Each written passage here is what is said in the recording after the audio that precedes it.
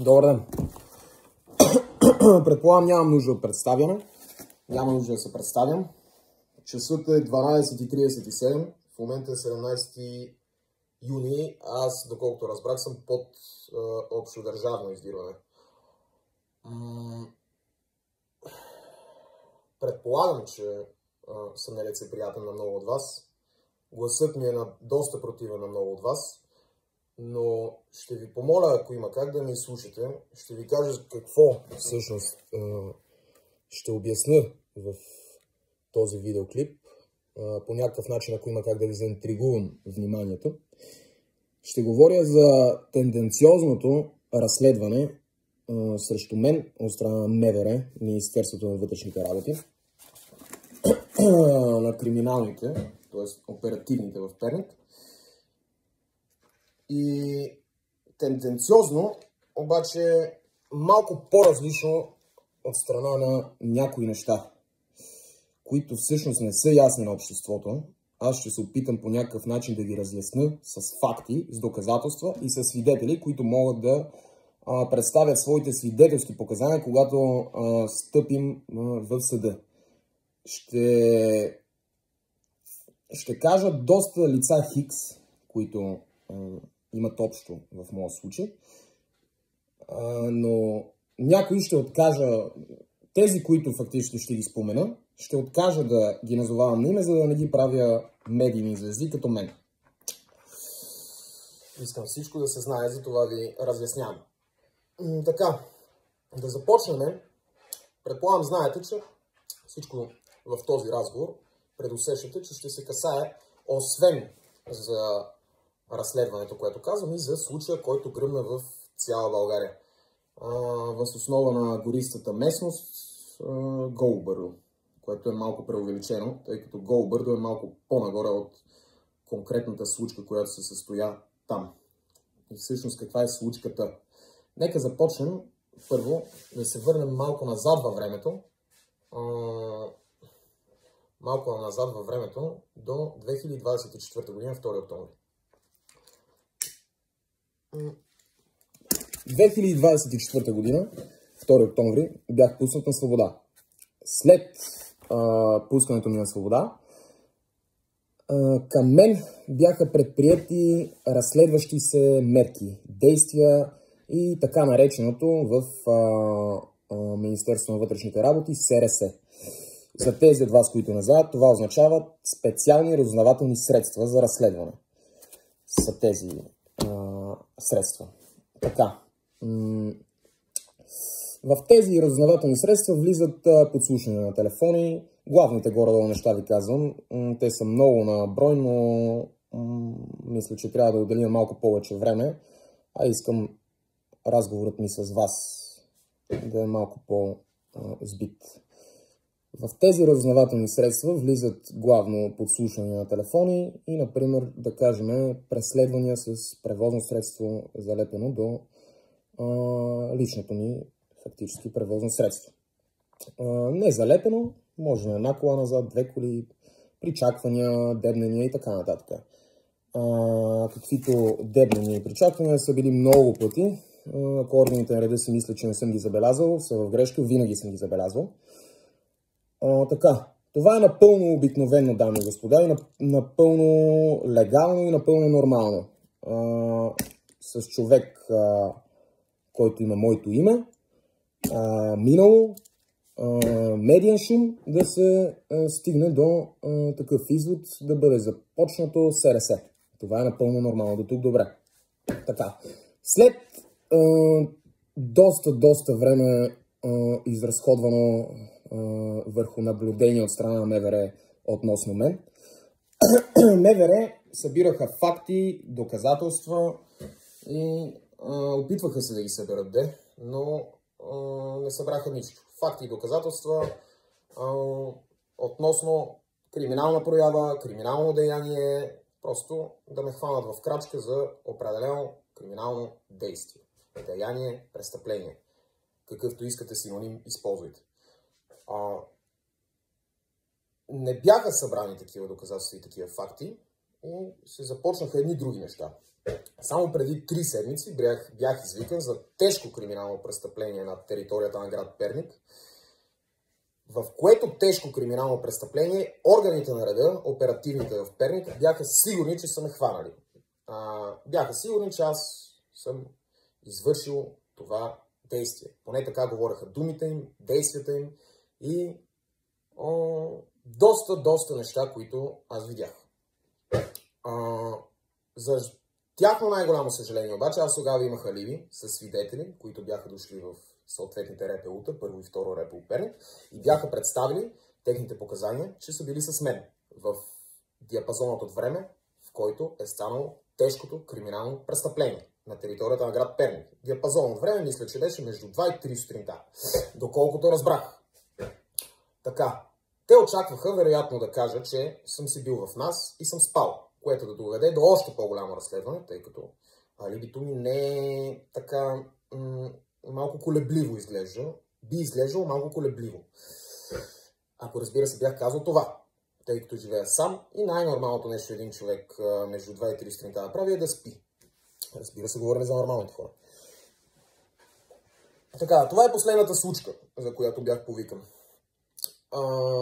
Всичко това се свързва до едно нахъсано разследване срещу мен от страна на органите на реда.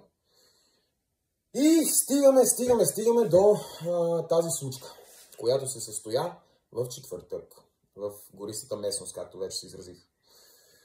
С така добре познатото вече на цяла България лице Павел. Павел беше барман в заведение Пера Парк. Заведение Пера Парк е едно от най-оборотните заведения в град Перник. И той беше, мисля, че се водеше главен барман, фактически. Да, не е важен по темата, просто работеше там. Така, това момче ми дължеше пари. Не го отричам по никакъв начин. По никакъв начин не го отричам. Няма да казвам защо съм му ги дал тези пари. Единствено, което ще кажа е, че съм бил молен да му ги дам тези пари, поради, вероятно, неща, които консумира и цял Перник знае. Говорим за наркотици, говорим за момче, което е комарджия, и още много други лоши такива навици, които има това момче. Но, разбира се, това не е важно. Не ми дава право да го удрям. Какъвто и да е. Да стигнем обаче до разковничето, как всъщност, откъде идват тези удари, откъде идват тези счупени ребра, откъде идват тези хематоми по лицето и какви са тези закани. Така. 3 дни преди виждането ми с Павел, отидох пред тях, защото ми искаше нови пари. Звънна ми и искаше да се види с мен. Искаше да се направи среща с мен.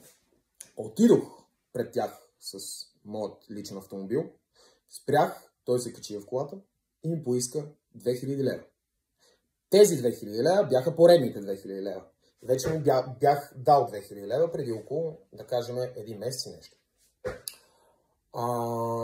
Тези 2000 лева, които ми ги поиска, бяха за да си оправи борчовете при някакви момчета, които са го били, и цял Перник знае, има много свидетели, които могат да бъдат представени. Дори има и видеоклип, защото ситуацията се състои пред заведение в Перник. Няма да споменавам имената на момчета, тъй като имам принципи, и това е работа на МВР, те да попитат Павел, въобще ако ги интересува. Принципите ми, имам предвид, че имам принципи, които не се свързват с доносничество и с шпионаж. За жалост, обаче, свързващи с много други лица от определени среди. Та случката. Той не поиска пари, защото дължал пари на някакви момчета, които 2 или 3 дни по-рано са го пребили пред някакво заведение. Той се надигна тениската и каза, че има счупени ребра. Тези счупени ребра обаче са констатирани чак 3 дни след като се развива случката в гористата местност. Тези счупени ребра обаче се оказват, че са от мен. Поне така говорят хората. Не хората, медиите, органите на реда и дори самият той не знам дали го е казал това нещо. Предполагам, че не го е казал. Как се стига обаче до тези счупени ребра? След като взимам Павел, 3 дни след, по-късно вече, след разговорът ни за тези момчета, които са го били и ми искаше пари, 3 дни след това взимам Павел с отново личен си автомобил пред заведението InBet. InBet, на повечето от вас, които не знаете, предполагам всеки знае, но за тези, които не знаят, InBet е наподобяващо на Еврофутбола, който закриха.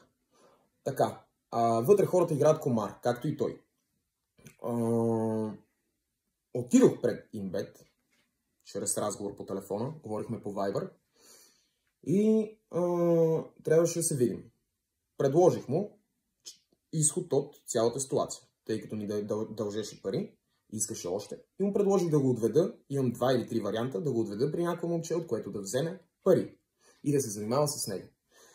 Просто не исках да се занимавам с този човек. Той се качи в моят автомобил и започнахме да въртим с колата. С мен имаше още едно момче, което беше задържано и показанията му водеха до там, че физическо насилие не е имало закани и нищо такова. Както беше заключено и още едно друго момче, което отново е свидетел.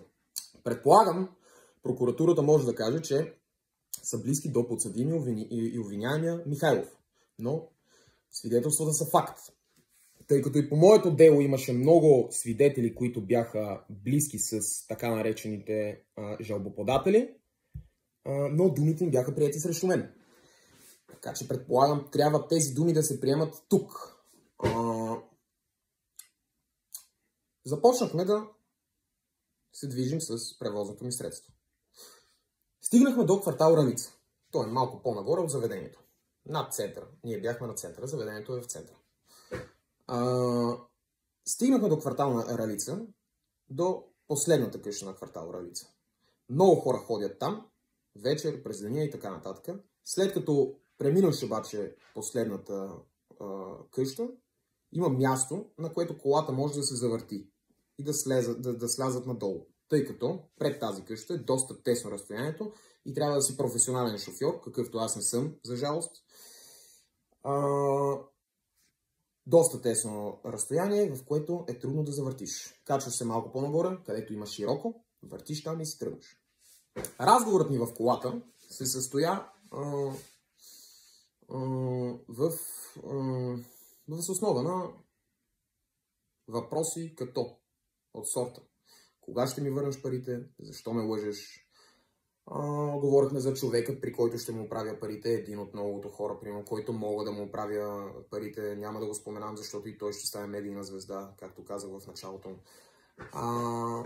Говорихме си как ще продължи живота си нататък, че няма да стигне до нищо хубаво, когато продължава по този път, когато продължава по пътя на наркотиците, на комара и така нататък.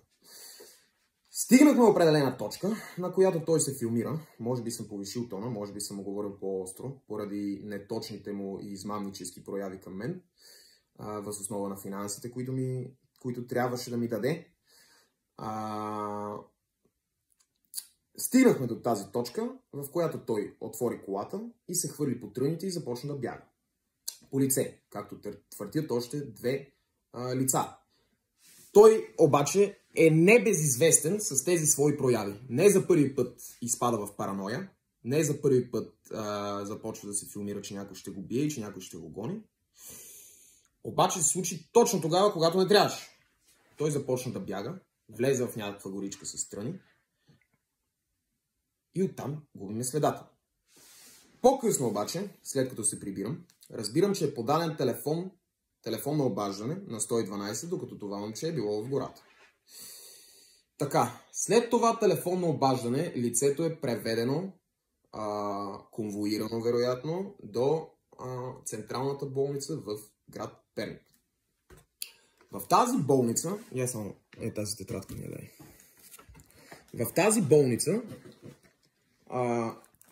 се констатират 2 счупени ребра, хематоми по лицето, които обаче 2 счупени ребра, по думи на лекаря, на доктора, който вероятно може да бъде разпитан, се твърди, че счупването на ребрата е възможно следите от счупването на ребрата е възможно да се излезли на по-късен етап. Тоест, какво означава това нещо? Че говорим за счупени ребра, които въобще не са били счупени от мен, а са били счупени от други момчета, 5 дена по-рано от мен, за които Павел сам ми се похвали, за които доста хора от град Перник знаят, за които има и записи, най-вероятно, тъй като се случва пред заведение. Не вярвам да са изтекли вече видеозаписи, тъй като са минали горе-долу 10 или 15 дни. Но пак казвам, това е работа на МВР. Говорим за едни счупени ребра, които не са счупени ребра. Говорим за едно отвличане, което е доброволно. За пръв път в моя живот чувам за отвличане, което е доброволно. Тъй като, какво означава доброволно отвличане? Това беше първото обвинение, което беше повдигнато, отвличане. Затова ви казвам, по медиите не са го съобщили още. Така, стигаме до заведението Имбет, спирам колата, Павел идва до колата и ме пита къде ще ходим. И аз му казвам, ще отидем да говорим някъде, за да ти се оправят парите, които дължиш към мен. Той се обръща към 4 лица, които за най-голямо съжаление на прокуратурата не са близки до подсъдимия, а бяха просто случайни хора. Обръща се, негови приятели, не случайни хора, обръща се към тях, към тези 4 момчета, им казва, ей сега идвам. Качва се в колата ми и потегляме. По-късно разбирам, че съм го отвлякал. Отвличане, предполагам, повечето от вас, които имат малко по-високо интелектуално ниво, би трябвало да се сетят какво олицетворява думата отвличане. Предполагам ви изкачат определени действия в главата ви, но не и действието ей сега идвам и да се качиш в колата на определено лице. Така, преговорихме с чупените ребра, преговорихме отвличането и стигаме до момента, в който аз разбирам, че ми издирват. Момента, който беше оня ден. В този момент аз разбирам, че ми издирват за средна телесна повреда, в основа на счупените му ребра, хематом по лицето и отвличам. Което нещо, колкото и да не ви се вярва и колкото и предполагам нагъл да ме наречете, че го казвам, не съм извършил по никакъв начин. Както вече става ясно по думите ми. След това нещо, аз се свързвам с лице, което отново не искам да казвам, за да не стане медийна звезда, което ще бъде представено вероятно на по-късен, не вероятно, а със сигурност на по-късен етап от досъдебното производство, когато стигнем до съд. Лице, което е много, много добър приятел на Павел. Лице, което обаче преди време излизаше с моята братовчетка, преди много, много време и оттам го познавам. Така, това момче ми е просто познат, но на Павел е доста добър приятел. Свързвам се с него, за да го попитам, ако има как да се свържи с Павел и да отиде да си признае истината в полицията. Защото вероятно ще лежа в затвор за пореден път. Не за пореден път, за втори път. Този обаче удивителен знак, с който отвръща Павел към лицето Хикс, който прави връзката между нас, полицаите ми казаха, че ще ме пребият, ако си сменя показанията. Тук обаче много жалко и много смешно стигаме до извода, че всъщност това са просто на мен лично ми изглеждат, не искам да обидя по никакъв начин никого, но лично на мен това ми изглежда като хора, които всъщност са мутри с значки. Мутри с значки в униформите на Министерството на вътрешните работи. След този отговор на Павел, аз започвам да мисля други неща. Да мисля други алтернативи, да се свържа с негов близък, с негов друг приятел и така нататък. Свързването ми,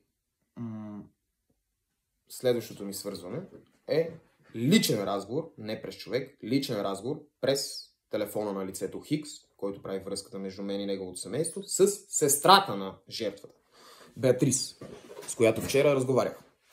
Така, обясних цялата случка на Беатрис, обясних за какво стана въпрос, каза, че ще кажа на Павел, но не получих обаждане след това. Получих обаждане от лицето Елизабет. Да, Елизабет се казва лицето, не Беатрис. Грешка. Благодаря. Получих обаждане по-късно от разковничето, фактически в цялата история, че Елизабет и Павел не искали да сменят показанията си, тъй като Павел е бил заплашен. Павел не иска да смени показанията си, тъй като е бил заплашен от полицаи, че ще бъде пребит. Не един път.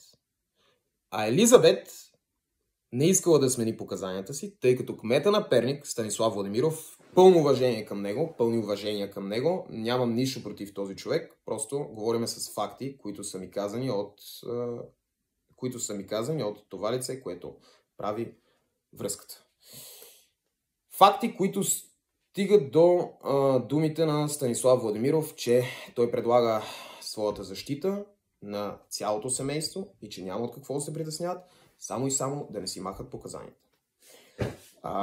Както казах, момчето може да свидетелства за това нещо. Същия този човек преди 3 или 4 години, 2022 година бях заключен, 2022 около 10 юни мисля, че се вдигна протеста срещу мен.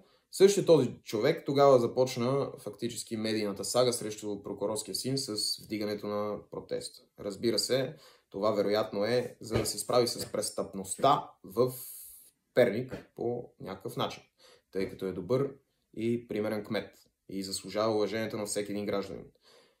Обаче, мисля, че аз съм единствения престъпник, така наречен в този град, срещу който се е вдигал протест. Мисля, че има доста хора от криминалния контингент, за които също така се носи лоша слава и било напълно нормално, щом за мен се вдига, да се вдигне и за тях. Същия този човек сега предлага защитата си на Елизабет и на цялото им семейство. Само и само, за да не си махат показанията. И аз да бъда вкаран в затвора. Тук стигаме до лична нагласа, дами и господа. Стигаме до една лична нагласа, която лична нагласа никой явно по никакъв начин не отразява в медиите. Стигаме до едно отвличане, което е доброволно. Стигаме до едни счупени ребра, които не са счупени от мен. Стигаме до едни мутри с значки, които плашат лицето Павел да не казва истината. И стигаме до едно необръщане на внимание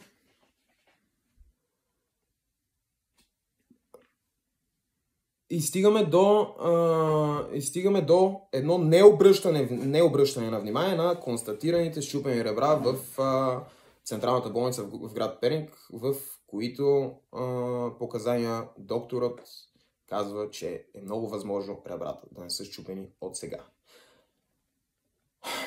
Фактически, крайното